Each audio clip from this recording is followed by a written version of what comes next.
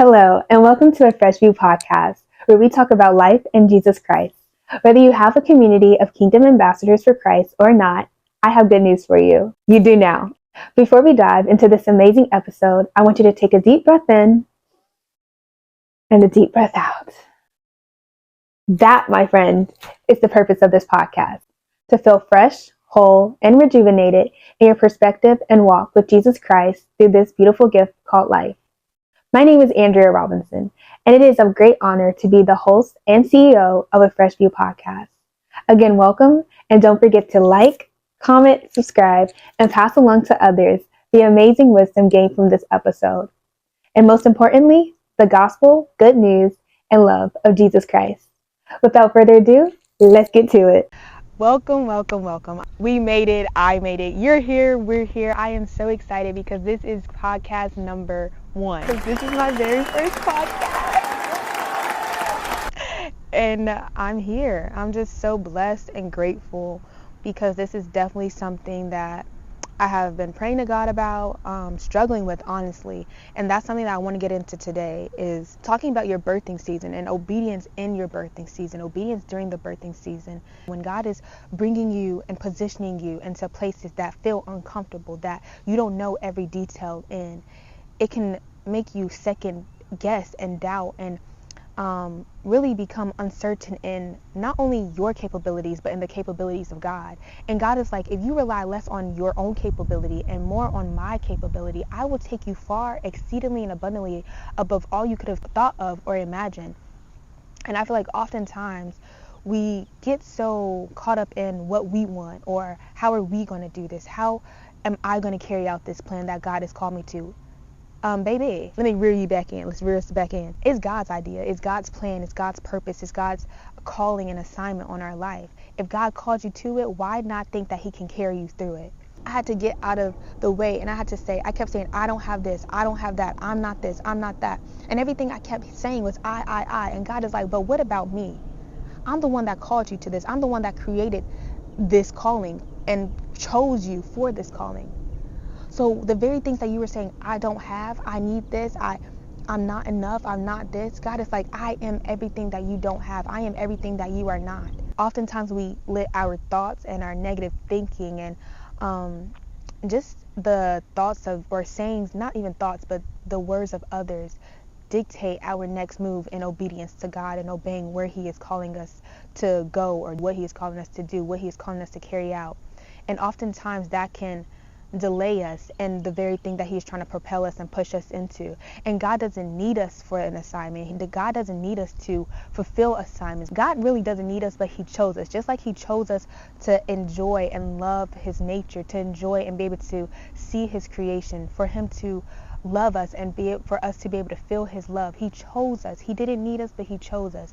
And I think that's something that we have to remember, is that the very thing that God called you to, he chose you. So why not think that he will equip you for the very thing that he has called you to? Your very assignment, it can be in whatever area. You are called to the assignment. Don't think less of it.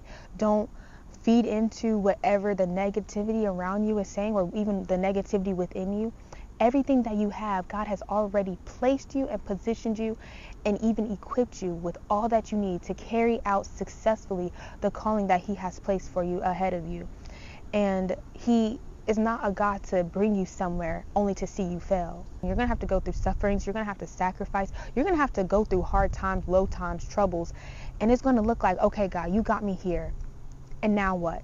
Like, it's looking like this. It brings me back to Moses. I've been studying about Moses in Exodus. Moses was like, okay, God, I've obeyed. I did what you said. I came to your people and I told them this.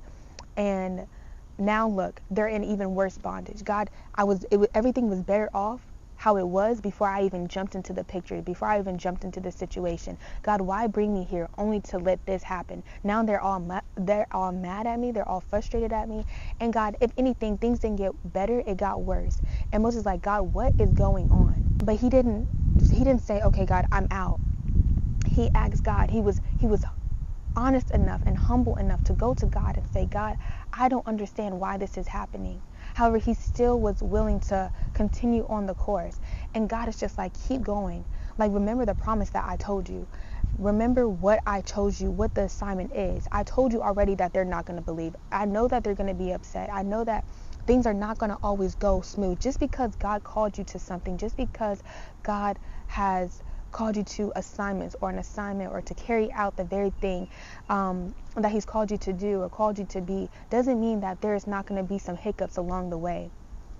However, in those hiccups, through those hiccups, God is going to be with you every step of the way, and he's going to get you out of and bring you onto the mountain. In Exodus, it's talking about Moses and how God had brought Moses to a place of where he told Moses, okay, this is what I want you to do. And in the beginning, Moses is like, God, I don't think you chose the right candidate. I don't think that I'm equipped for the job. God, I have a stuttering problem. God, what if these people don't even believe me? What if I'm really not really the person for this job? And Moses is like, God, I can't do this. Pick somebody else. And God is so gracious and so patient with Moses. He hears Moses. He hears every doubt, every insecurity, everything that Moses is like, God, I can't. God is literally staying there and listening to Moses, I can't. And while Moses is saying, I can't, God is saying, I can. While Moses is saying, I don't have, God is saying, I have. And not only do I have, but I am sufficient in the I have.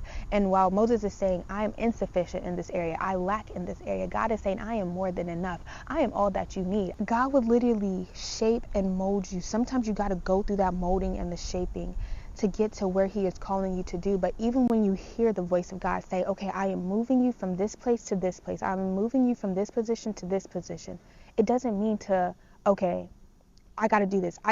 He said, me, God, trust me, obey me. Don't now try to put things in your own hands and see, okay, how am I going to carry this? How am I going to do this? Yes, you have to put in the work, but you also have to include God in every thought, every decision, even if the thoughts are negative. Why? Because he's the one that gave you the calling. God is like, the very goals that you are trying to achieve, I already made. I already been there. I created the very goals that you are trying to achieve. Why not walk with me so that I can tell you the ins, the outs, the shortcuts, the path, the journey, whatever it is, so that you can get there effectively and efficiently. And oftentimes we're like, when we know every detail, it's much easier. But God is saying, even if you don't know every detail, you know where I'm bringing you. Just like going back to Moses, he said to Moses, I am choosing you to bring my people to a land of milk and honey. And Moses is like, okay, God, how am I going to do this, basically? And I feel like for me, oftentimes it's like, God, you call me to this podcast.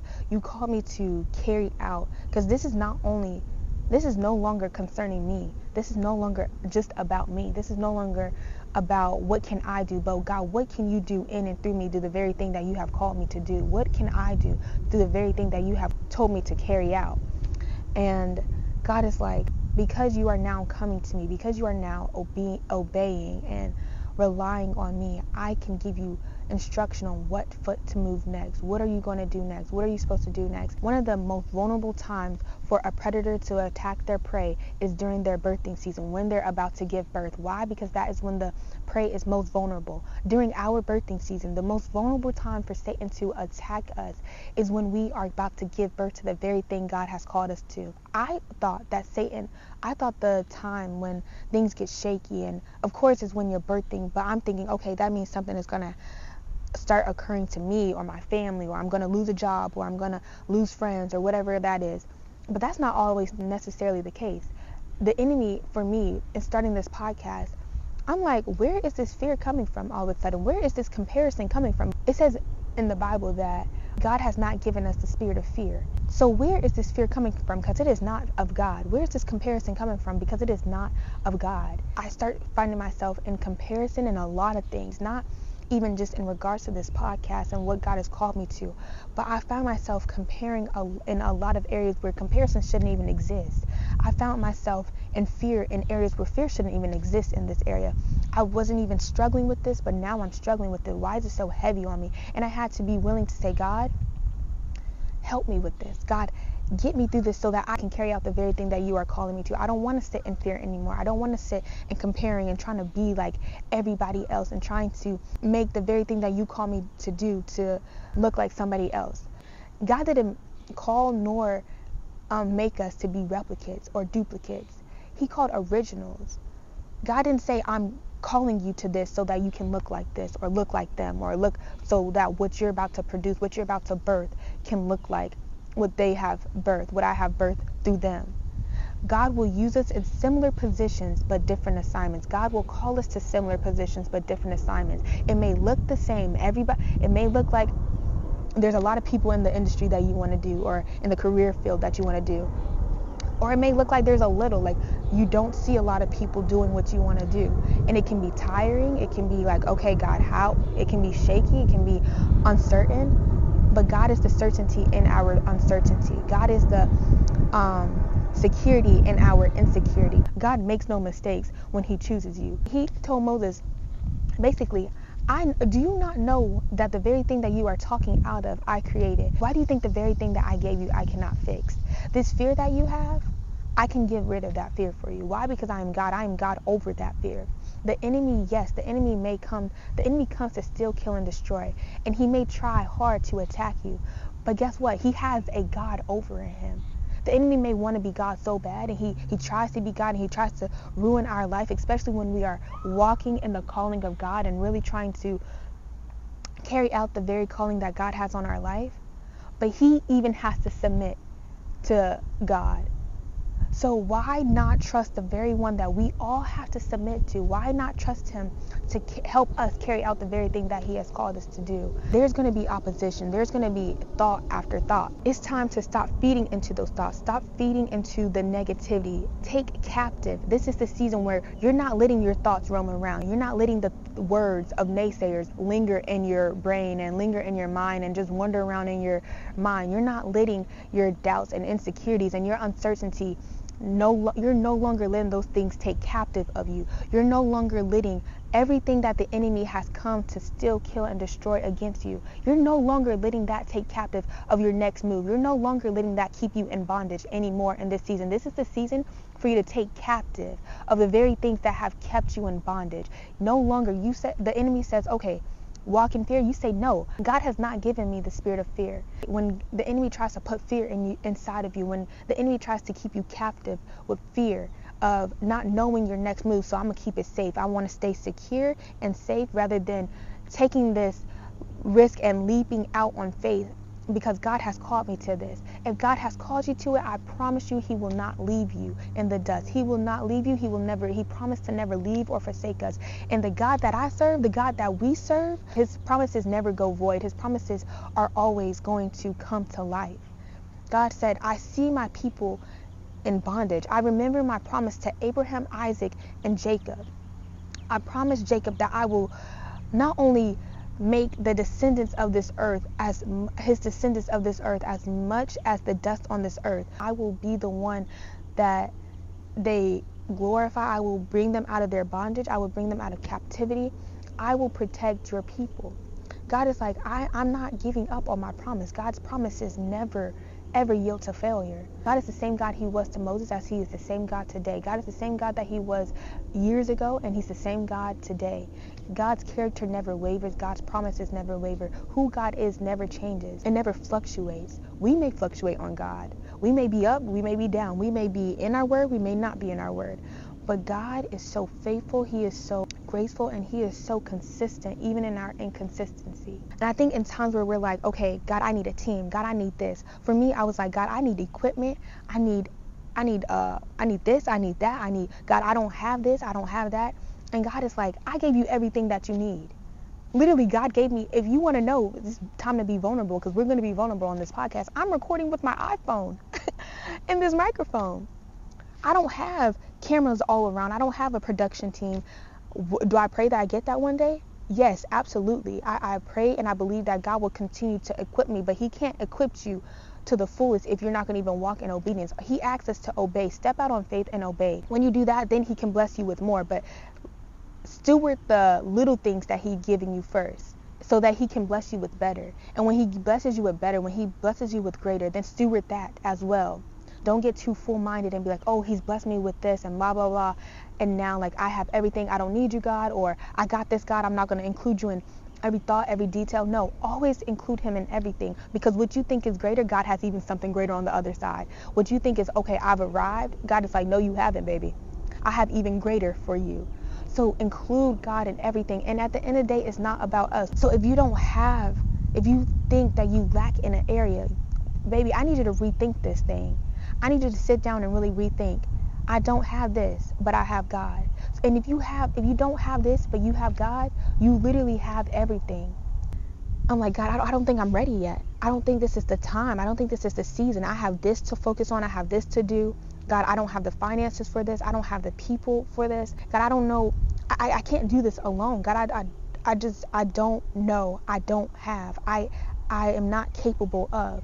And that whole time I'm like, God, I don't. God is like, stop. Be still and know that I am God. I have everything that you need. The very thing that God called you to it. This is about to be a word, y'all. This is about to be a word. God is like, if I called you to it, then you can do it. The very thing that I called you to, you can do. God's creativity never runs out. God is like, you want to go there, but that is not where I'm calling you to go. I can take them higher and I can take you higher.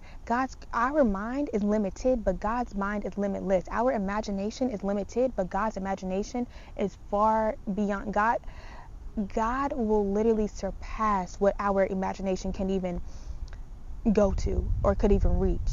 God will literally do so much in the natural and supernatural where it's like, where did this, how in the world if 2 + 2 = 4, then how in the world did I get here? How in the world did this door just open up? We can be like, how in the world did this happen? Where did this come from? But like I said, God's creativity never runs out. The calling and assignments, you would think, there's only so much people can do. This world and this earth has been revolving. And do you know how many people have lived on this earth? But God's like, I don't care how many people has lived on this earth. I created these people, and his creativity never runs out. So if you feel like you are running out of ideas, or you feel like, even to an extent, like, God, I feel like there are no more ideas out here. Now everything has to be replicated. We're starting to get into this thing of like, everybody's trying to do the same thing. Everybody's trying to now, because everybody wants to make money. I mean, who doesn't? However, we're starting to become replicates and duplicates instead of originals. If you include God in the very thing, yes, there may be people that are in the same category as what you want to do or whatever your heart desires. But God is like, if you bring it to me, I will do far exceedingly abundantly above all that you can think of or imagine. God will literally place people in your life. Moses was like, God, I don't think I can do this. God, I don't think I'm called to this. I don't think I'm adequate for this position. He was already walking his calling before he even knew his calling. He was already bringing people out of their bondage, bringing people out of the wilderness. And now that God has placed a bigger assignment on him, now that he went from Moses went from rescuing a few people, bringing a few people out of their bondage, from helping a few people to now helping a herd of sheep, to now God is calling him to literally save a generation, to save generations of people. And Moses is like, I'm getting nervous. Like, this responsibility is too big for me. Like, God, are you sure? Like, do you not know what you just asked me to do? Do you not know what you have just called me to do? Do you not know that what you're calling me to do is bigger than who I am? And even though the assignment may be it may seem bigger than who we are, and it may be bigger than who we are. But guess what? We have something that lives bigger in us, and that is God. God is bigger. He lives in us, and he is bigger than us. So he is bigger than even the assignments that he has called us to do. God was like, okay, like, he was frustrated. He's like, you know what, Moses? I made no mistake when I chose you for this assignment. I'm not going to give up on you because of your doubts and insecurities and uncertainties and your I don't have, it's not in me. God said, okay, I heard all that. I hear you, Moses. So what I'm going to do is I'm sending. God didn't say I will send. He said, I'm already sending. Aaron is on his way. God is already sending people your way to help propel and push you into the very thing that he is calling you to do, the very thing that he is calling you to carry out. God is literally sending people your way to help propel you and push you. You may not have everything that you think you need. You may not be where you want to be in life. It can get hopeless. It can get frustrating. It can seem like, God, I don't know how I'm going to do this. I don't know where I'm going to get this from. I don't know where my next finances are going to come from. God, I don't know. I want to do this thing. I want to obey. But God, I don't know how. I don't even know how to start. I don't even know what to do. God, I don't have the resources. I don't have the sources. God is like, I am your source. Take a moment to be still. Tune in and listen into what God is calling you to do. Get out of your own way. It's less about you in this next season as he is elevating you and propelling you and pushing you into greater. It's less of you and more of him. Say, I decrease, God, as you increase. God, everything that I lack in, you are more than enough in. Everything that I don't have, God, you have everything, all of that and more. Trust the process. Trust God, even in times where you feel stagnant, even in times where it feels like you're going in the same routine, same motion, even in times where it's like, God, I messed up. I made a mistake. God, I don't know. I don't know how you can still use me. God can still use you. Like I said, his creativity never runs out and his grace is sufficient for all of us. God loves you. Don't let your circumstance dictate God's love for you. You may be in a season today, but baby, joy comes in the morning. Weeping may endure for a night, but joy comes in the morning. And I'm not telling you this just because of scripture. I'm not telling you this because of what was preached to me, but I'm telling you this from experience. God picked me up and he said, I am Elroy, the God who sees you. I see all of you, and I am choosing you to continue to put one foot in front of the next, because I make no mistakes when I choose you. Whether you hear him now, whether you know the calling or not, don't give up. Don't give up on yourself. Don't give up on God, because know that he has plans to prosper you and not to harm you. Plans to give you hope and a future. And he is a God who loves you and loves you immensely. He didn't bring you to this earth only for you to not have a good life and for you not to enjoy life and for you to be frustrated 24/7. Be patient and know that if you are in a season of being stagnant, being in a season of where you just feel stuck, being in a season of where you are numb and you just feel like this is the end all be all, I promise you from experience, you will get out of this. God is working in you and through you, and he is doing behind the scenes work, things that you can't even see happening. He is orchestrating and positioning doors and opportunities and people. You just have to trust him. And I feel like oftentimes it's easier said than done. Yes, it is. But you have to be willing to know that God is worth the hold. God is worth the faith. God is worth you holding on to, even when you want to let go of everything else. God did not come to forsake you. He did not come to leave you in the dust, but he has called you to greater. This is the season where you have to believe that greater is inside of you. This is the season where you have to take captive and capture those thoughts that are holding you in bondage from fulfilling and being able to really walk out and carry out the very thing that God has called you to do. This is the season to no longer be in bondage and let those thoughts take captive of you, but this is the season for you to take captive of those thoughts. This is not the season for you to throw in the towel and be all pity party on yourself and have a pity party on yourself, but this is the time where you have a party and rejoice, because God is elevating you and is about to send you into greater. This is the time where you have to believe it for yourself. I told my friend this. They were talking about how they wanted to they want somebody to bring them to church and really basically grow their relationship for them. I told them, I'm gonna be honest with you. Nobody is going to be able to walk this journey for you. You have to walk this journey yourself. Your relationship with God is between you and God. Nobody's going to do it for you. People will walk with you, alongside of you. God will literally walk alongside of you as well. But nobody's going to literally do it for you. You have to believe yourself. You have to have the willingness and faith to have faith for yourself. And in God, that he will do far exceedingly and abundantly above all that you can ask or imagine. It's like going to the gym. You can go to the gym with a group of people. You can go to the gym with someone else, a friend or whoever else. You can work out with people, but nobody's going to do the workout for you. Nobody's going to build the muscle for you. It's not like you can just stand there and watch somebody doing push-ups. It's not like you can go to the gym, watch them do push-ups, watch them lift weights, watch them run the treadmill, and you are losing the weight. You are growing the muscle just from watching them. No, that's just not how it works. Nobody's going to be able to build that muscle for you. You got to be able to build the muscle for yourself. And it goes with life. God has called you to this. You have to be able to obey in this season of birth. Don't delay your obedience because of the now. What God is calling you to do has great responsibility, but there's also great reward to it.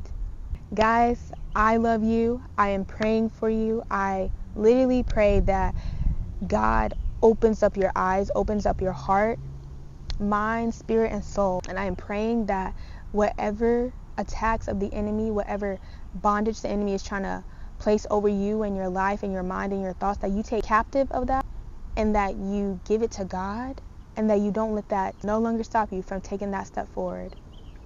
God loves you and He has you. He got you. Trust God and trust the process. You are never too young. You are never too old. And there's no mistake that you've made that is far greater than the love that God has for you. If you are still here, He can still use you. But you have to put Him at the forefront and center of your life, and everything that you do, everything that you say, and everything that you even digest. I believe in you, and now you got to believe in yourself. God believes in you. God makes no mistakes on who He chooses. And remember that His creativity, His ideas are endless. Trust the process and trust God, because He's got you. And most importantly, He loves you. Don't forget to like, comment, subscribe, and pass along to others the amazing wisdom gained from this episode. And most importantly, the gospel, good news, and love of Jesus Christ.